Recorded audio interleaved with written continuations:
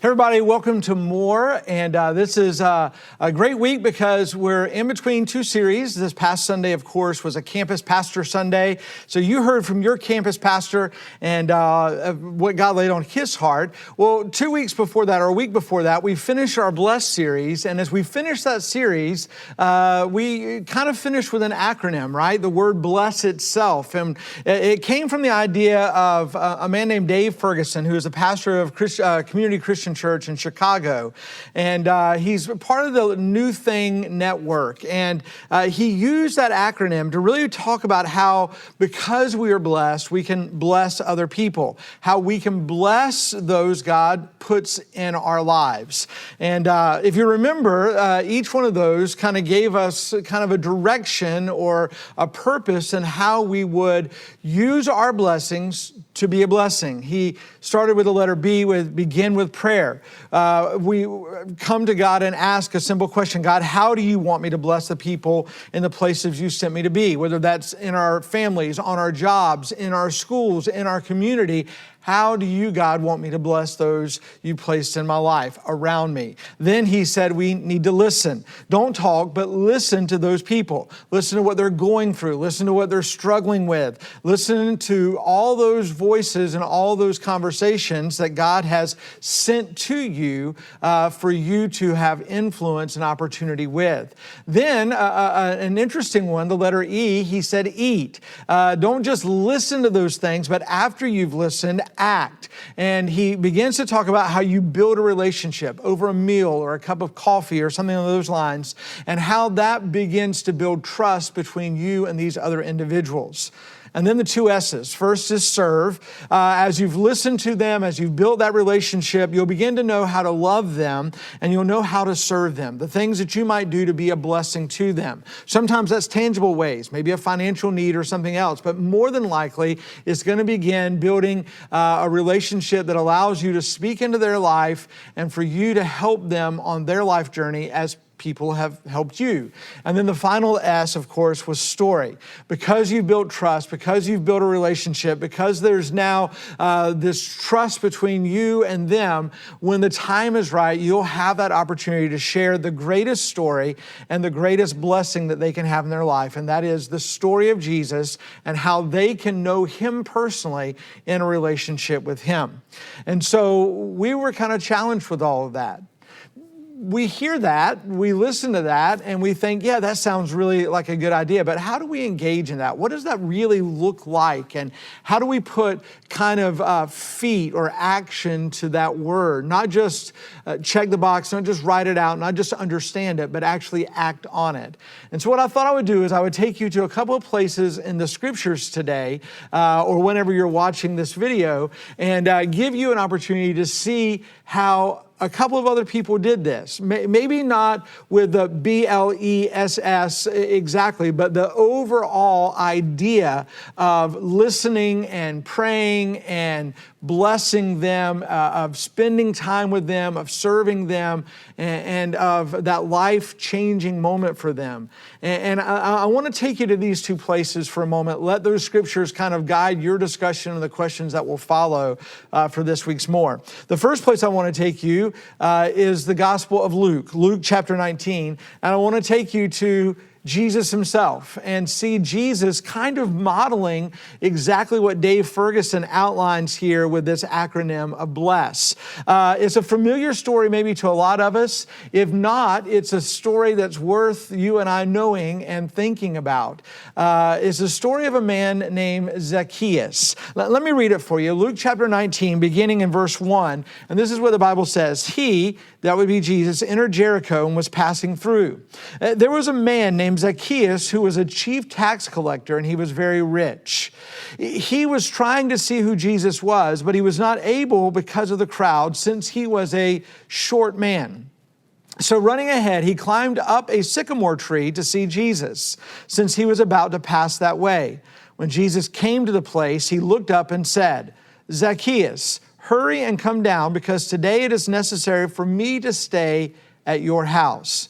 We begin to see that Jesus was on mission. I'm sure there was conversation between he and his Father. I'm sure that there was a point of where he had prayed through and thought through of what he was doing next. And now he sees Zacchaeus, and because of all this, he's ready to hear Zacchaeus' story. And the best place, the right place, was to go to Zacchaeus' house and eat a meal. Verse number 6. So he quickly came down and welcomed him joyfully. All who saw it began to complain. He's gone to stay with a sinful man. But Zacchaeus stood there and said to the Lord, look, I'll give half of my possessions to the poor. And Lord, and if I have extorted anything from anyone, I'll pay back 4 times as much. Now listen to what Jesus says in verse 9 and 10. Today, salvation has come to this house, Jesus told him, because he too is a son of Abraham. For the Son of Man has come to seek and to save the lost. I know that as you dig into that, you'll begin to see that BLESS kind of working itself into that. From the moment that Jesus recognizes and hears Zacchaeus' story, the fact that he was a sinful man, a tax collector that probably was a dishonest man and gaining riches by taxing the people more than what was necessary. He was known as that kind of a guy that everyone avoided, but Jesus invested in him. And then he began to serve him. He began to speak to him. And from that moment, the Bible says, today salvation has come to your house. And it's such a beautiful reminder of how Jesus blessed this man because of the blessings that were on Jesus, because he was, of course, Jesus, and how we can model that as well. Well, let me take you somewhere else, because you may be saying today, well, listen, I get that, but he's Jesus, I'm not. So let me take you to another man who had a very similar experience of meeting up with someone and being able to bless this someone as well. We find his story in the book of Acts, chapter 16. His name was Paul, and many of us probably know who Paul was, the great missionary, the great preacher, the great writer of the New Testament for much of the New Testament. And in Acts chapter 16, Paul is on a missionary journey, traveling from city to city, village to village, and he makes his way to a certain area where he meets up with a woman, and in fact, a group of women, and it is a life-changing experience where the blessings that were on Paul became the blessings for this woman named Lydia. Acts chapter 16 will begin in verse number 11. The Bible says, from Troas we put out to sea and sailed straight from Samothrace the next day to Neapolis, and from there to Philippi, a Roman colony and leading city of the district of Macedonia. We stayed in that city for several days. On the Sabbath day, we went outside the city gate by the river where we expected to find a place of prayer. I'm sure that part of their prayer was, how are we going to have influence here in Philippi? Where do we start? Where is the beginning place for ministry here in this new place of Philippi?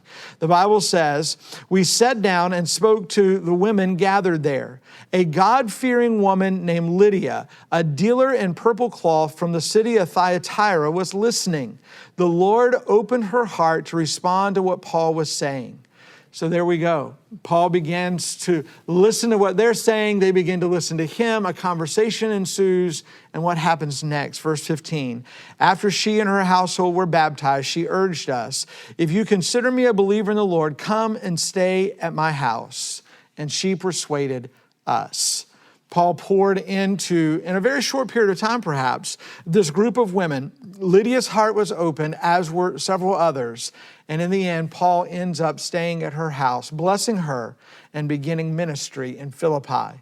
I think those are two examples for us to explore and think about, okay, how in the daily rhythms of life do we begin to engage people, listening to them, praying about this, finding ways to connect with them, serving them, and ultimately sharing the story of Jesus. And I think those are two great places for us to say, okay, I can see how in the rhythm of life Jesus was in the rhythm of life Paul was in, those things became very natural. And that is what we want to see happen in your life and our lives. We want to see this idea of our blessings, blessings other, become a very natural part, a natural rhythm of our life as we engage the world and its people around us.